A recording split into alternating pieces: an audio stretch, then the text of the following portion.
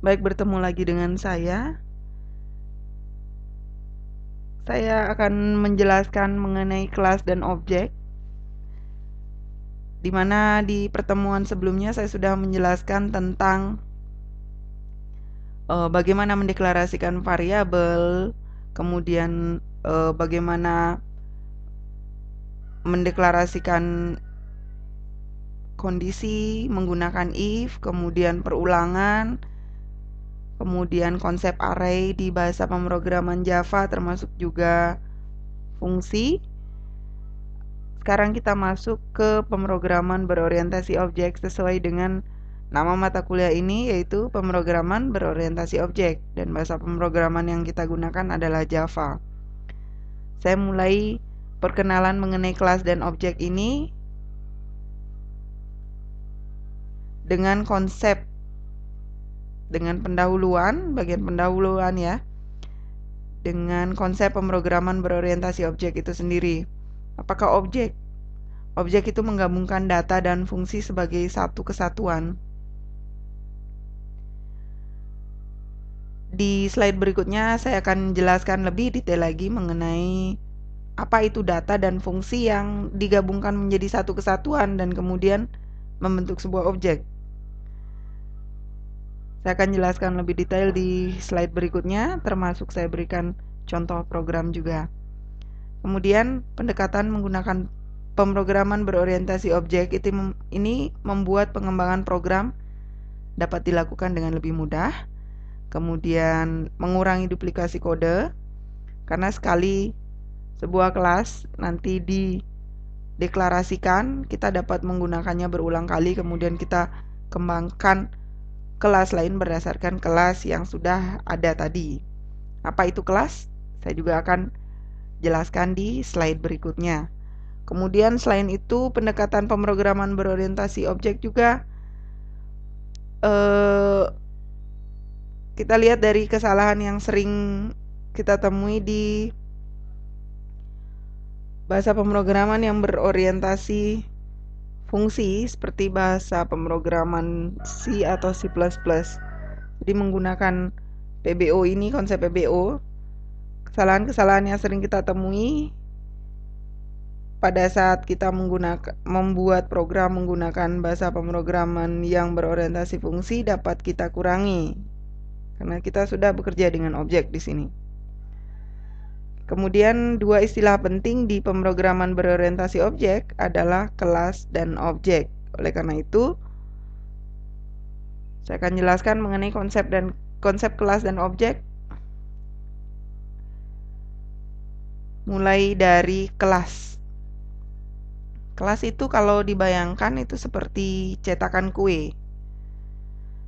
Dalam cetakan kue kita berikan definisi atau kita berikan properti-properti yang general dimiliki oleh kue tersebut. Misalnya kue donat. Kue donat memiliki bentuk bulat, kemudian di dalamnya berlubang, kemudian nanti kita bisa set ukuran donatnya berapa melalui cetakan. Kemudian kalau ada topping nanti disiapkan toppingnya bagaimana, kemudian tepungnya seberapa, kemudian kita masukkan ke cetakan kue tersebut. Jadi di cetakan kue kita berikan properti secara general dari kue tersebut, di mana nanti propertinya dapat kita set sendiri. Misalnya nanti donatnya dengan topping meses, kemudian dengan topping gula, dan macam-macam. Jadi sekali lagi, cetakan kue ini kita berikan properti general dari kue-kue nanti yang akan kita buat. Nah, cetakan kue dalam bahasa pemrograman, dalam konsep pemrograman berorientasi objek adalah kelas itu sendiri. Di sini saya gambarkan kelas dalam sebuah gambar persegi ya. Kemudian saya beri nama kelas X di sini dengan properti-propertinya yang dapat diset nanti. sekarang saya kosongkan dulu. Nah, properti di sini sifatnya nanti general. Kemudian kelas adalah cetakan untuk objek. Kalau tadi saya ilustrasikan, kelas itu adalah seperti cetakan kue. Nah, maka di pemrograman berorientasi objek, setelah kita deklarasikan kelas, maka kelas itu dapat kita gunakan sebagai cetakan untuk menciptakan objek. Objek selain dikenal dengan kata objek, juga dikenal dengan kata instan dari kelas. Jadi penggunaannya, sesuatu yang dibuat atau diciptakan berdasarkan kelas bisa kita panggil sebagai atau bisa kita sebut sebagai objek atau instan dari kelas. Kemudian, sekali kita menciptakan kelas, sekali kita mendeklarasikan atau mendefinisikan kelas, kita dapat menciptakan sejumlah objek-objek dari kelas tersebut. Contoh, apabila ini adalah cetakan kue, maka dari cetakan ini kita bisa menciptakan sejumlah kue dari cetakan tersebut. Oke.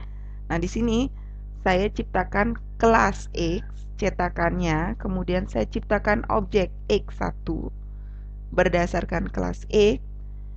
Objek berikutnya saya sebut dengan X2 dari kelas yang sama atau dari cetakan yang sama. Kemudian objek X3 dari cetakan yang sama juga, dan objek X4 dari cetakan yang sama, yaitu kelas X.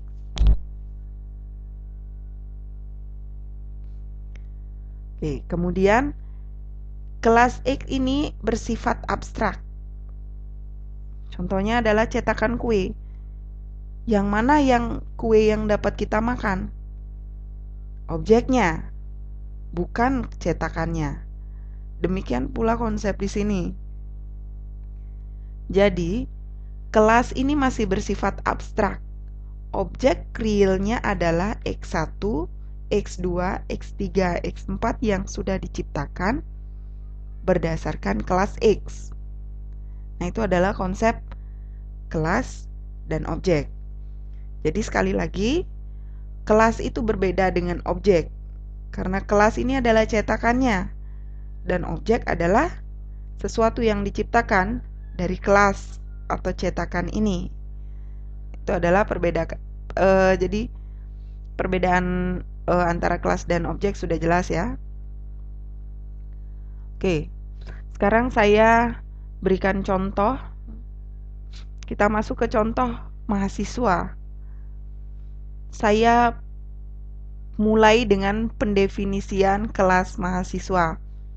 Di awal saya jelaskan, saya ulangi ke slide depan. Kalau objek itu menggabungkan data dan fungsi sebagai satu kesatuan. Oke, sebelum kita ciptakan objek, kita ciptakan dulu kelasnya. Karena objek sekali lagi diciptakan dari kelas ya. Oke, kita definisikan kelas dulu. Kita anggap kita akan membuat kelas mahasiswa. Itu nanti terdiri dari data dan fungsi, atau saya sebut sebagai data dan metode. Apakah data? Data ini adalah hal-hal yang dimiliki oleh mahasiswa. Jadi kalau saya ajukan pertanyaan, mahasiswa punya data apa saja? Maka jawabannya simpan di sini sebagai kumpulan dari data mahasiswa. Kemudian setelah itu blok berikutnya adalah apa yang bisa dilakukan oleh mahasiswa. Atau kalau saya ajukan pertanyaan, mahasiswa bisa melakukan apa saja? Jawabannya itu adalah kumpulan dari fungsi-fungsi atau metode-metode yang bisa kita sebut sebagai behavior dari mahasiswa. Oke, di data ini saya list 2 data mahasiswa, yaitu NIM dan nama. Kalau di cetakan kue tadi, saya sebut ini sebagai propertinya atau atribut. Sama ya, NIM dan nama. Kemudian apa yang bisa dilakukan oleh mahasiswa? Yang saya list hanya satu di sini, memperkenalkan diri. Yang lain, mahasiswa juga bisa meregistrasi mahasiswa baru, kemudian mengikuti perkuliahan di sini, kemudian mengikuti ujian, kemudian mengikuti seminar. Banyak hal yang bisa dilakukan oleh mahasiswa. Tapi saya list satu dulu di sini sebagai contoh sederhana saja. Nah, dua kelompok ini sekali lagi, yang pertama saya sebut sebagai data member atau di referensi lain disebut sebagai variabel instan. Ini adalah data member atau variabel instan dari kelas mahasiswa. Kemudian blok berikutnya saya kumpulkan, saya kelompokkan. Itu saya sebut sebagai method member atau disebut juga sebagai function member atau bisa disebut juga sebagai behavior dari kelas mahasiswa. Untuk selanjutnya saya sebut sebagai data member dan method member. Kemudian bagaimana cara mendeklarasikan kelas ini dalam Java? Di sini di bawah saya deklarasikan kelas mahasiswa saya dengan cara kelas diawali dengan kata kunci kelas, kemudian diikuti dengan nama kelasnya. Di sini saya berikan nama mahasiswa karena kita akan membuat kelas mahasiswa ya, implementasi dari ilustrasi saya ini. Kemudian kita mulai dari data membernya. Ada dua data member, name dan nama. Name saya gunakan saya deklarasikan dengan tipe data integer di sini. Kemudian nama saya deklarasikan dengan tipe data string. Setelah itu, setelah atributnya atau data membernya selesai dideklarasikan, saya lanjut ke kelompok mendeklarasikan method member atau function member. Metode yang saya gunakan di sini adalah satu, memperkenalkan diri. Kemudian sama seperti cara mendeklarasikan fungsi atau metode yang seperti sebelumnya sudah saya jelaskan. Jadi metode ini bertipe void yang artinya tidak mengembalikan nilai. Saya pilih tipenya void karena metode ini hanya akan mencetak beberapa kata, kemudian tidak akan mengembalikan suatu nilai apabila metode ini dipanggil. Kemudian nama dari metode ini adalah memperkenalkan diri tanpa parameter di dalamnya. Setelah itu yang dilakukan oleh metode ini yang pertama adalah mencetak kata halo. Setelah itu mencetak name dan berikutnya adalah mencetak nama. Oke, jadi deklarasi kelas mahasiswa kita sudah selesai di sini. Selanjutnya saya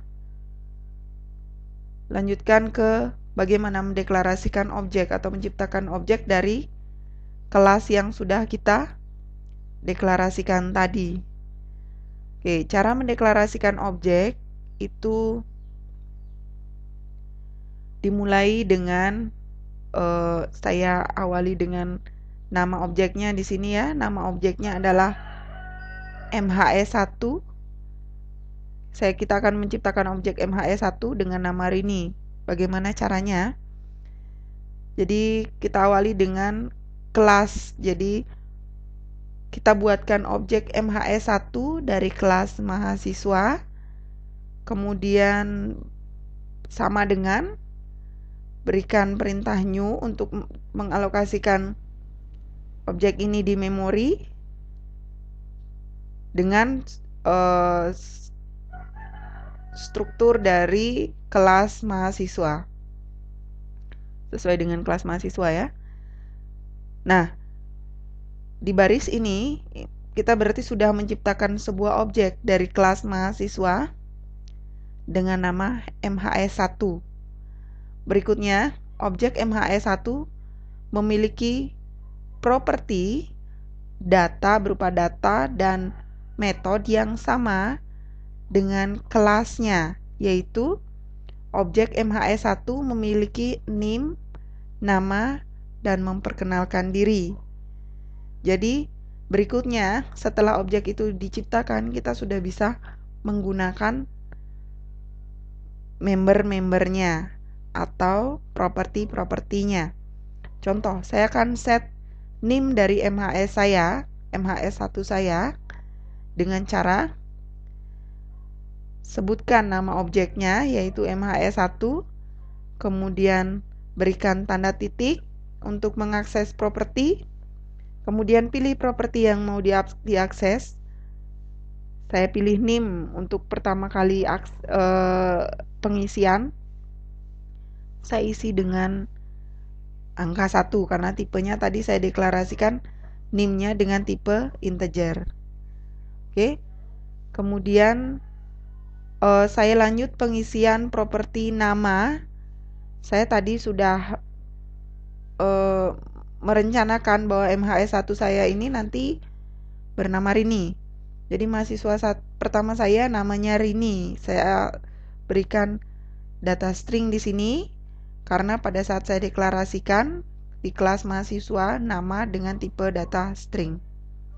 Oke, berikutnya saya panggil metode saya memperkenalkan diri. Nanti di layar akan muncul sesuai dengan isi dari metode memperkenalkan diri, yaitu halo, name saya, kemudian diambil dari data name yaitu 1, kemudian nama saya, kemudian merefer ke nama yang tadi sudah saya berikan value Rini. Nah, ini adalah contoh penciptaan sebuah objek dari sebuah kelas, objek MHS1 dari kelas mahasiswa. Kemudian berikutnya adalah cara mengakses masing-masing properti dari objek MHS. Demikian juga untuk penciptaan objek berikutnya yaitu MHS2, MHS3, dan MHS4. Jadi saya ciptakan 4 objek, 4 mahasiswa dari kelas mahasiswa. Objek pertama bernama Rini, objek kedua, ini objeknya berbeda-beda ya. Objek kedua bernama Eka, kemudian objek ketiga, MHS ketiga saya bernama Jo, dan objek keempat saya, yaitu MHS keempat bernama Tri. Oke, kita sudah ciptakan di sini 4 objek, sekali lagi, kemudian masing-masing objek sudah di-set dan sudah diakses, baik data membernya atau metode membernya. Nah, ini adalah listing program lengkapnya. Saya deklarasikan kelasnya. Setelah itu di main class atau main method, saya ciptakan 4 objek. Saya di sini untuk memperjelas, saya kelompokkan. Jadi penciptaan di sini saya kelompokkan jadi 1, ada 4 penciptaan objek. Objek pertama, kedua, ketiga, dan keempat. Kemudian setelah itu pengisian dan pemanggilan metode dari mahasiswa pertama, pengisian dan pemanggilan metode dari mahasiswa kedua, pengisian dan pemanggilan metode untuk mahasiswa ketiga, dan berikutnya pengisian dan pemanggilan metode untuk mahasiswa keempat. Oke, berikutnya saya implementasikan dalam bahasa pemrograman Java. Kita buat programnya, kemudian kita coba untuk compile. Di sini saya sudah siapkan, saya gunakan Notepad++ untuk mengetikkan kode dalam bahasa pemrograman Java. Kemudian saya sudah siapkan kelas utama saya dengan nama percobaan sesuai dengan yang tadi ya.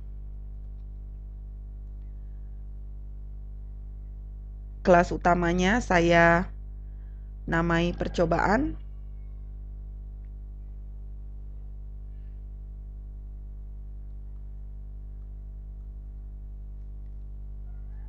Kemudian filenya saya simpan sesuai dengan nama kelas utamanya, yaitu percobaan dengan ekstensi Java. Saya akan deklarasikan kelas mahasiswa.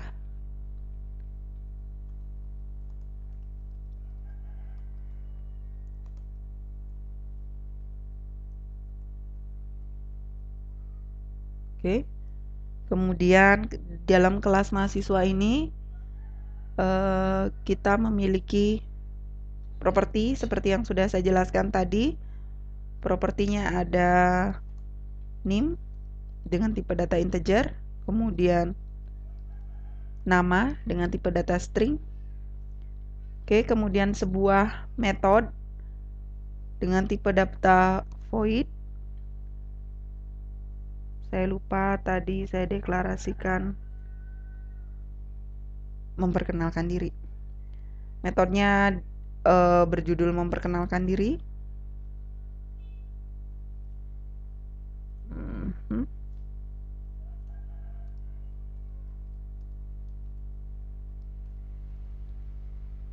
Tanpa parameter. Oke. Kemudian isi dari metode ini hanya mencetak ke layar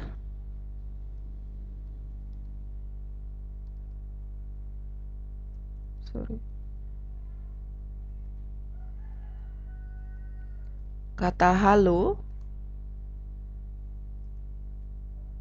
kemudian mencetak juga ke layar data yang sudah diinputkan oleh user. Data untuk yang pertama adalah name, kemudian datanya saya ambil dari data name di atas. Kemudian berikutnya saya akan mencetak nama dari mahasiswa tersebut.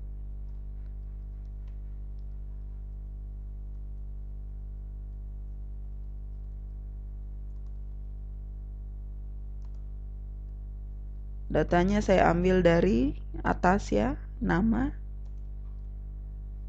Oke. Jadi pendeklarasian data saya sudah selesai. Ada dua data di sini, name dan nama.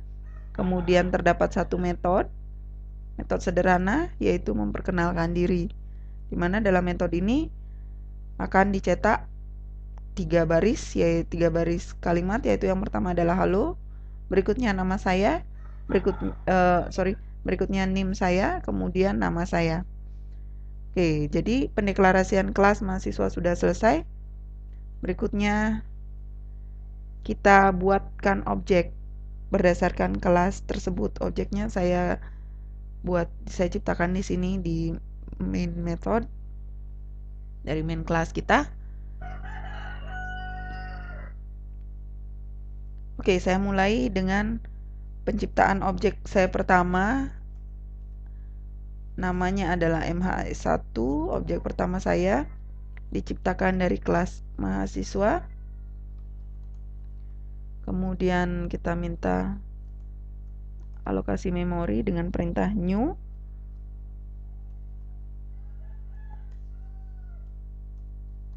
Nah. Oke, berikutnya saya tinggal copy, kita akan ciptakan 4 buah objek.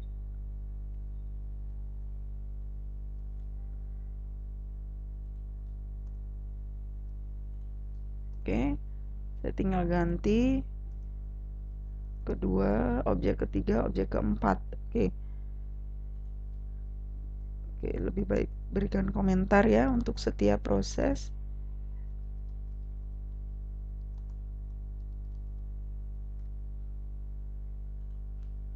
Oke.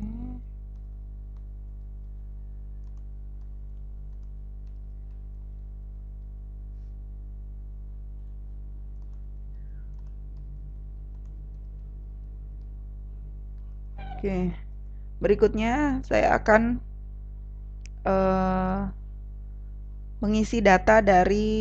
mengisi properti dari masing-masing objek.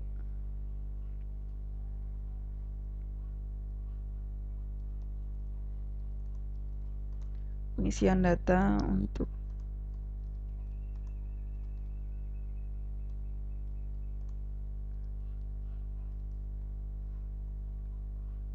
kita isi data untuk objek mahasiswa MS1 ya.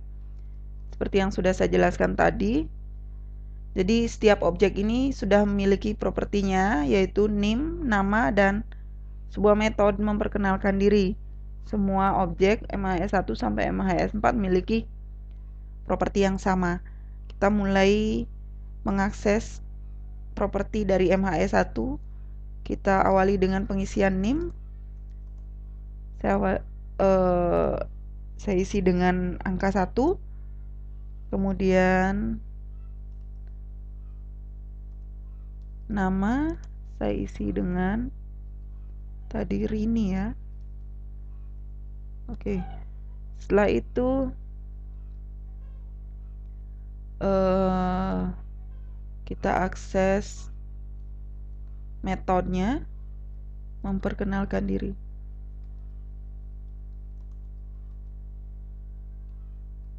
Oke. Oke, ini dulu kita coba compile. Simpan. Kemudian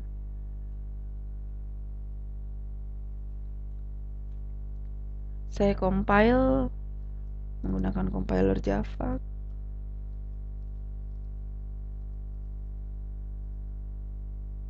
Muncul pesan errornya,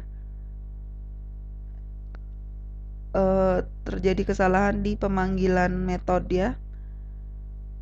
Tadi terjadi kesalahan, metodenya menggunakan underscore. Simpan ulang. Kemudian kita coba compile ulang ya. Kemudian kita jalankan ya. Oke. Saya berhasil menampilkan tulisan halo sesuai dengan metode yang sudah saya deklarasikan sebelumnya, yaitu metode memperkenalkan diri. Jadi dari pemanggilan metode memperkenalkan diri ini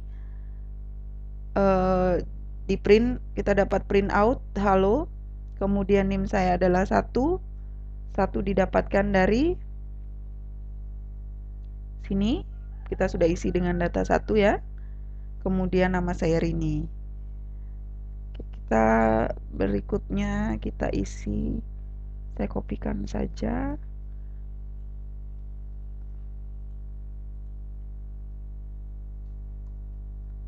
Ada 4 pengisian ya. Mahasiswa 2 untuk mempercepat. 3 4. Oke.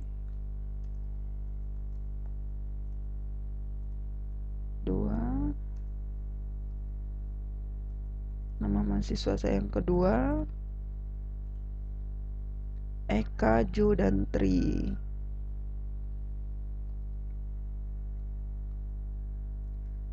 Eka,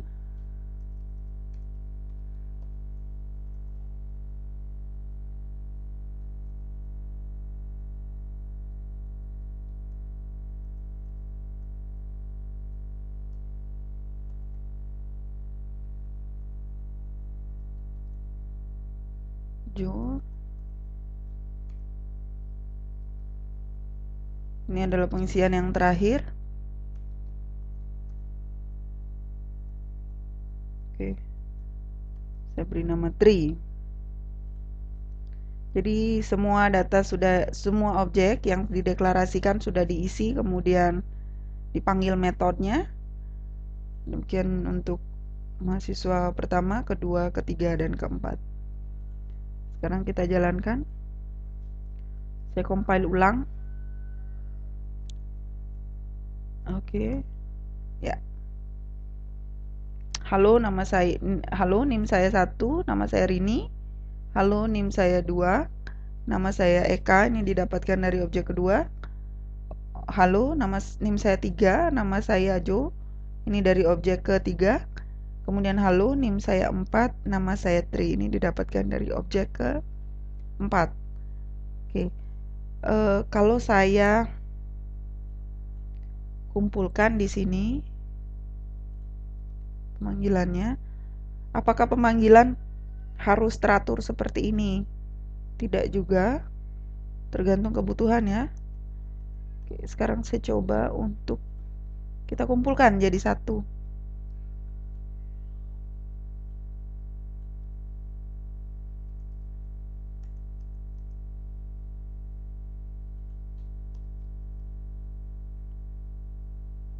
Oke, kita isi. Kemudian kita cetak.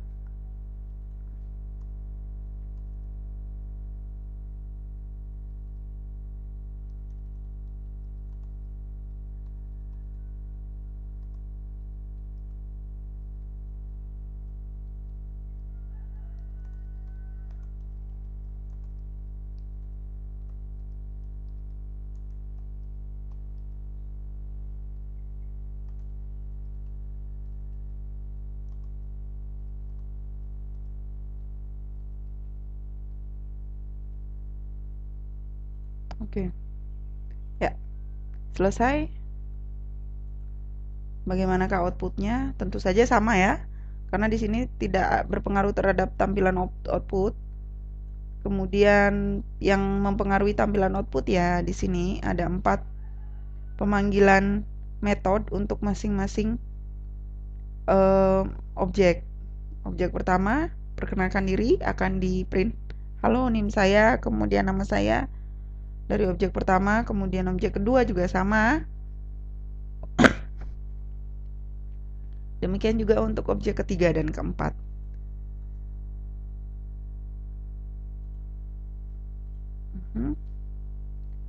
Saya compile ulang. Kemudian kita jalankan. Ya, kita mendapatkan output yang sama. Baik, demikianlah materi kali ini saya sampaikan. Mudah-mudahan saya dapat menyampaikannya dengan cukup jelas ya. Kita jumpa lagi di pertemuan berikutnya.